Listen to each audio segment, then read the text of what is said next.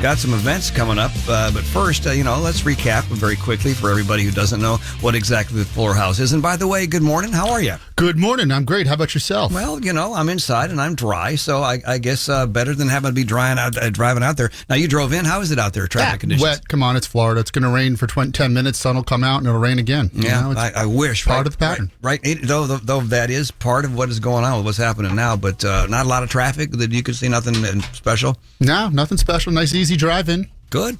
Maybe we're finally learning how to drive in this kind of stuff. Whoa. Easy on that one. Don't jinx it. Correct. Okay, so tell everybody what the Fuller House is all about. So, Fuller Center for Housing, it's real simple. We're a faith-driven, Christ-centered organization that provides, and here's the difference, Mike, what we look to do is promote collaborative and innovative partnerships. We kind of look outside the box and be able to tackle the affordable crisis, or we call it the workforce crisis that we have here, not only in Hernando County, but in the surrounding county as well. We're a national organization. There's over 100 of them currently throughout the United States. There's 4 in the state of Florida. We are the 4th one. And as you said, we're the Fuller Center for the Dakota, go all the way from Citrus, Sumter, all the way down to Sarasota, wherever there's a need. And there is one house that you're building for a gentleman. And, correct. His daughter, right? Yep, correct. Last time we were talking about that the upcoming event was our first groundbreaking, which we had this past Saturday. It was an amazing event. We had over 50 plus people show up for this event Saturday morning, 9 o'clock, taking time out of their day. And it was great. We had Commissioner Wayne Duke show up. We had some of the private industries from Southern Sky Solar, TDR Development. We had Feeding Tampa Bay, Orgetta was there. So it was nice to see a group of individuals from the community take time out of their day to support Nathan and Lindsay. Good. Now how long is it going to take to build that house? Well, if I had it my way, I'd be done yesterday. But, theoretically, we're probably going to look at anywhere between 90 to 120 days. That's quick. Considering, working with the permitting process. And we know how Hernando gets a little eclectic at times with that. So we're hopefully... A little eclectic. You like that word, huh? Yeah, very nicely said. You might have a future in politics if you want. I cannot confirm nor deny any allegations, Your Honor. I'm simply here just trying to build homes. Now, listen to you. You have a comedy time tunnel event coming up. What's that? Yeah, this is wild. So not many people know down in Holiday over in Pasco is the National Comedy Hall of Fame. They're going to be having their museum, which opens up this fall. We've talked to a couple of the... board members down there, and they've decided to have host one of our events on September 28th over at Heritage Pines, and it's going to be the Comedy Time Tunnel, which is a wide variety of all the great comics, young and old, and being able to do this show. We have a magician show up as well, and it's a kind of a way to showcase not only the Comedy Hall of Fame, but also showcase Fuller and have some laughs while we're doing it. Okay. Now, this is September 28th at Heritage Pines, so you got some time to get some tickets. But if you want to find out more, call the numbers or go online or both. You could do both. You can go online at www.fchnc.org, and you can hit up on events. There's also, you can email us with questions. There will be some sponsorships available if you'd like to kind of showcase your business on this first annual event. And it's pretty cool. Our phone numbers in Hernando, it's 352-610-4019. And we have a Pasco branch, which is 855-612-0500. Now, overall, you're talking about you guys are focusing on trying to help people in a situation where affordable housing is almost an oxymoron these days, getting more and more so. How is the housing rental situation for the average working person, couple, or family in Hernando County? Well, the reality is that, affordable sounds really good, Mike. I mean, on Colorful Worlds, but the reality is that this is workforce housing. This is the teachers, sheriff's department people.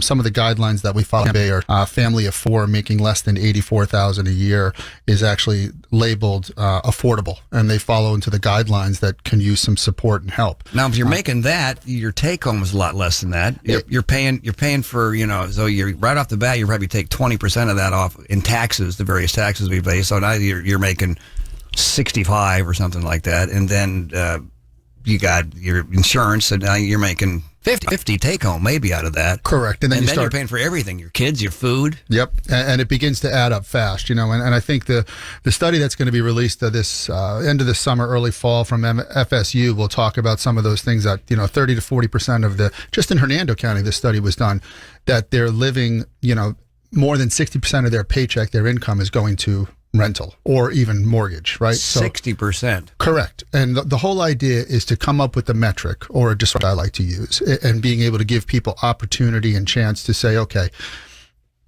the employers look, they can't give everybody raises. It's just not good business, right? But if there's a way that we give people a manageable rent and a manageable mortgage, it gives them an opportunity to build themselves. So they take them through these tiers, right? So they go from level 1, which is a rental, saving enough money, being worked with, coached with, not just put you in the door, we never talk to you again.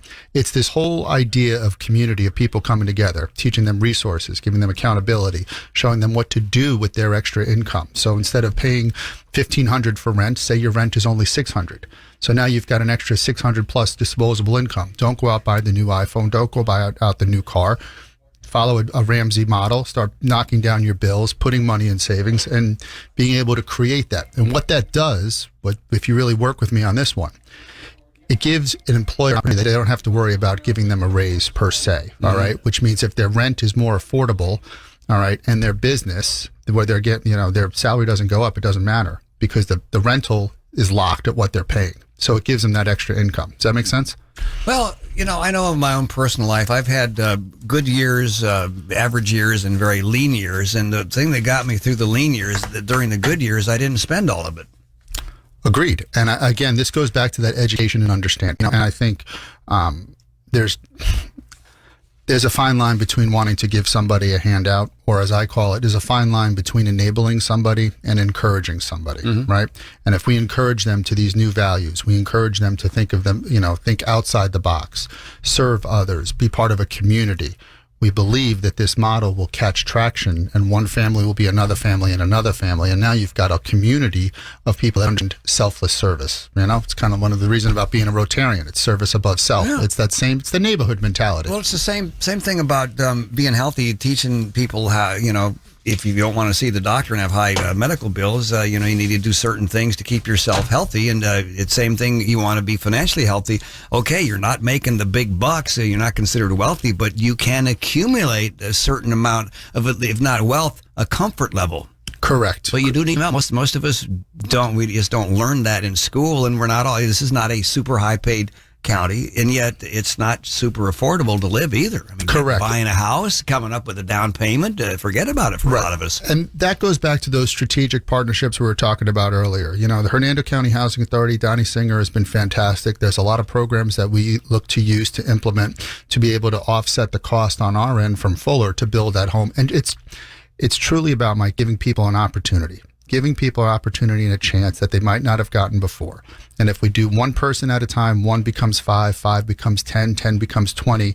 Now you're looking at a population throughout the county that has disposable income, that has money that can go back into the county, that can pay their taxes, that can pay their utility bills. And instead of surviving life, they could live their life. Now, who do you suggest to get in contact with you if they need some help or want to help? Sure. Great question. There's 2 ways. Of course, you can always go on the web, like I said earlier, which is www.fchnc.org, or you can call us at the Hernando office, which is 352-610-4019. You can ask for Marina. She'll be happy to help you about volunteer opportunities as well as the next steps that you need if you are interested.